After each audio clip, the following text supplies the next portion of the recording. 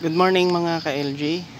Nagmi-mix tayo ng abono at hinalo natin dito yung binigay sa atin ng ating kaibigan na technician, si Greencal tsaka Zefert.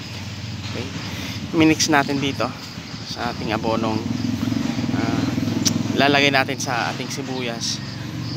Papatubig tayo ngayon, and after that sasaboy po natin. Okay, abangan po. Dito na tayo mga ka-LG. Papatubig na tayo. Sama natin si Kuya Ray. Okay. Ito na yung ating sibuyas. Ito yung patubig natin. Lalaki na sibuyas.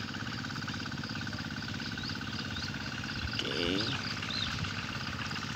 Katapos niyang magpatubig, yun, aabono na rin. Abonohan na rin natin tong ating sibuyas using yung binigay sa atin ni Sir Joey. Shout out sir. Si Greencal tsaka si Zefert. Tingnan natin ang result. Okay. Ano na tayo.